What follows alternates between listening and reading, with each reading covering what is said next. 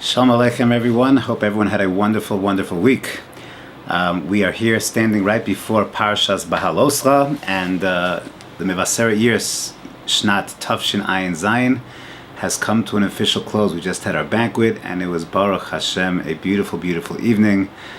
Just a great siyum to an amazing, amazing year, and we're looking forward, Mitzvah Hashem, to a little time to breathe a little bit this summer, not so much, but a little, and then Mitzvah Hashem, continued growth and learning next year with a new group of students and many, many Shana Bekas coming back, so we're very, very excited for that. This is Parshat Behaalotecha, and I want to touch on two ideas which I probably said over on some sikha one time or another over the years.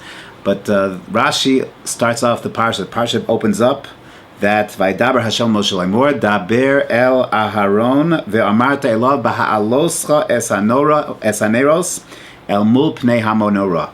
So the pasuk tells us that Aaron is going to be given a command, Behaalotecha es haneros.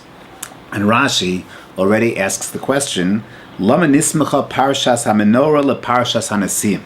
Why is there a juxtaposition between the parsha of the Nesim, where every Nasi went ahead and brought his gifts for the Chanukas HaMishkan? What's the connection between that and this parsha of Aaron and Behaalotecha haneros? So Rashi cites the Medrash that when Aaron HaKohen saw the Chanukas HaNesim and saw all the flash and the flare of the Chanukah of the Nesim bringing their matanos and the Chanukas HaMishkan, Chol Sha'oz Da'ato. So Aaron got upset, got depressed. He was missing out on that tremendous experience. Shlo Haya Imahem B'Chanukah. He was not with them. Lohu V'lo Shivto. Amalo HaKadosh Baruch Hu, Hashem says back, Chayecha Shalcha Gedola Mishalahem Sha'ata Madlik Umeitiv Es Haneros. You're going to have the mitzvah, Aaron, don't worry, nothing to be depressed about. You're going to have the mitzvah of Hadlaka and Hatavas Haneros. Well, what's so special about the mitzvah of Hatavas Haneros? Every single morning, when the lights, the menorah goes out, someone's got to clean out the ash, someone's got to clean out the schmutz, and then relight the menorah. It sounds like not such exciting work, and perhaps that's exactly why the Ramban writes over here, no. You know what your special thing is going to be? It's going to be even better than what the Nesim have. You are going to, your Shevet, the Chashmonaim, generations from now are going to bring about the Nes and the miracle, the salvation of Chanukah. That Behaalotecha es haneros. That's what's going to be your zechus. But Rashi doesn't write that. So that I understand. The Ramban I understand. Wow. Bringing about the nes of Chanukah, Yehuda HaMakabi, the Chashmonaim, the offspring of Aaron HaLevi, bringing that all about. That's dramatic. That's going to be remembered Ladoros. So much perhaps more significant than the Chelek of the Nesim. But what is so special about the daily Madlik Umeitiv Es Haneros, cleaning out the menorah and relighting? What's the significance of that? So perhaps the Torah is telling us a very, very significant lesson. And that is that true, the beginning, the Chanukas HaMishkan HaMizbeach that the Nesim did, a lot of fanfare, a lot of pomp and circumstance, a lot of fireworks, very flashy. And Aaron got depressed, he wasn't a part of that. Hashem says, yeah, but you're going to have something even more significant. Day in, day out, a daily connection to the Beis HaMikdash, every single day, not just in an inauguration, but every day you're front and center. Every day you have the avoda to be in the Beis HaMikdash, day in, day out. That consistency, that daily avoda, that daily opportunity, while perhaps lacking some of the flash, some of the glitz, some of the pomp and circumstance, is so much greater, is so much more significant. Gedola Shelcha Mishalahem, and that is the message that is being told to Aaron. Rashi continues, bothered by the word of the pasuk that says Behaalotecha es haneros. Why Behaalotecha when you raise up the neros, when it goes up? Why not when you light the menorah, when you light the neros, when you're meitiv the neros? But why Behaalotecha es haneros? And Rashi here cites two perushim. Perush number one, why lashon aliyah? Shetzarich lahadlik ner shetehei shalheves ola me'eleha. When you light the candle, do not go ahead and withdraw the shamish too soon. Make sure that when you light the candle, you leave it there. The sham is there so that the ner is ola me'eleha. And this we say over a lot. The job of parents, of mechanchim, of those who are transmitting Torah, lessons, morality to other people. So our job is not to baby them. Our job is not to hold on to them the whole way. Our job is to ignite them, enable them to be of a person who is shetei hashal heves ola me'eleha, to leave our candle as we parent our children, as we are mechanech our talmidim, to leave the candle there as long as it takes, so that now the candle can be ignited by itself. It's a tremendous, tremendous mission. Chazal tell us in Pirkei Avos, he'emidu talmidim harbe, enable to stand upright many talmidim. The job of a parent, the job of a mechanech, is not to make himself constantly needed by his talmidim, but rather to make himself superfluous. Imagine a Rebbe, and the Talmud can never outgrow the Rebbe because he's always stuck, he's always connected to the Rebbe. Imagine a parent whose 18, 19, 25-year-old child still needs his parent to help him cross the street. If that's the case, the parent has failed miserably. So perhaps a lesson that Rashi is telling us, a lesson in chinuch, a lesson in parenting, is that our job is to ignite our charges so that now they can go ahead and stand on their own 2 feet. And then Rashi gives the next shot. And Rashi says, V'o darshu rabosenu, mikan shema'ale hoisa lifnei hamenorah, she'aleha hakohen omed umeitiv. In front of the menorah there was a staircase, there was elevation. The Kohen had to rise up in order to light the menorah. And perhaps here a message as well, is that if things are too easy, then they're not so valuable. A person has to reach. A person has to strive. A person has to always be trying to elevate himself.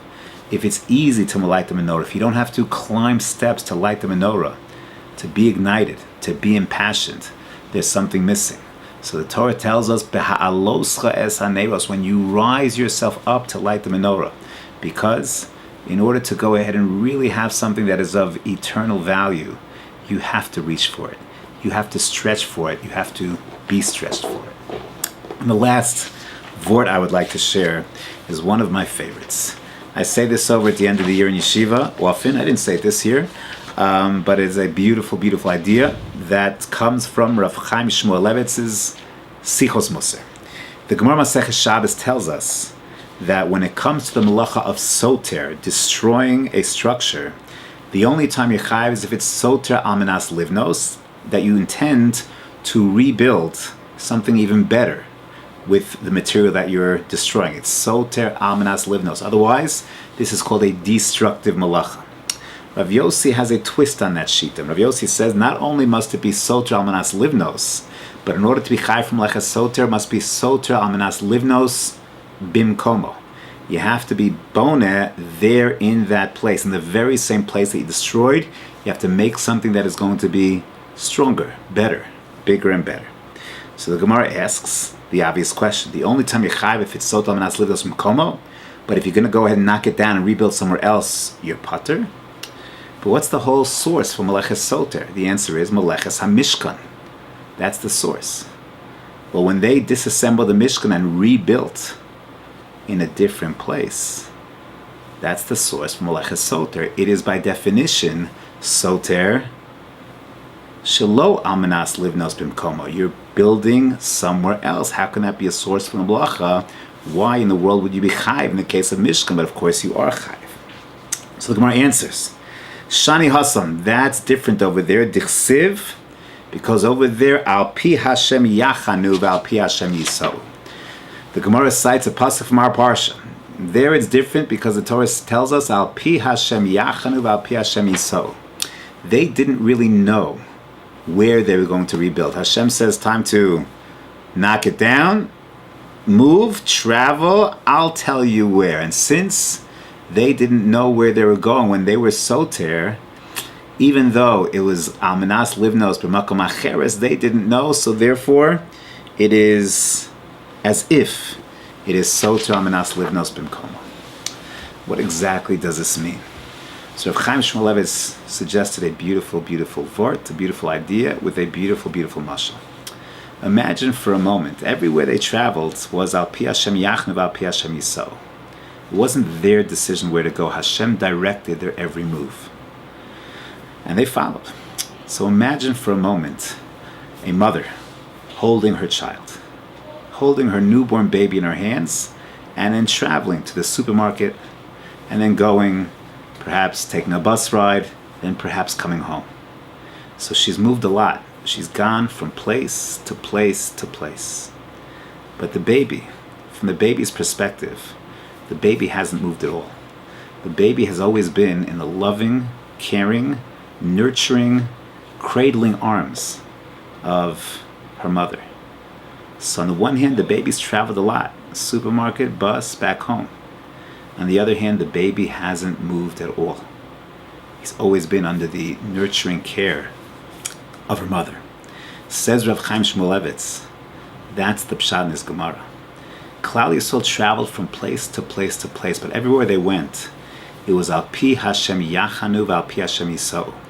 Everywhere they went, there was an anan by day and the eish at night. There was man, there was the Be'er Miriam. They were under the cradling, protective arms of Hashem. So although, yes, they were traveling from place to place, they really weren't going anywhere. They were in Hashem's arms, k'viyachal. It was al pi Hashem yachanu al pi Hashem yisau. And therefore, says Rav Yossi, that's called soter al menas livnos bimkomo. They haven't moved an inch. They're always in the same place, and that is the source for the malacha of soter in the Mishkan. That's the Gemara in Maseches Shabbos Daf Lamed Aleph. And in life, we travel from place to place. We're a very, very mobile society. There's a lot of movement in our world.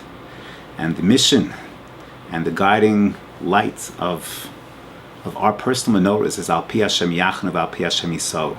Always being guided in the direction that Hashem wants us to go. That's how it's supposed to be. And if that's the case, then you're always in the Ribono Shalom's cradling and protective arms. And as we move towards the summer months, and perhaps some of us are going to be traveling a bit in these summer months, it always is of that bechina of al pi Hashem yachanu, al pi Hashem yisau. Have a wonderful Shabbos.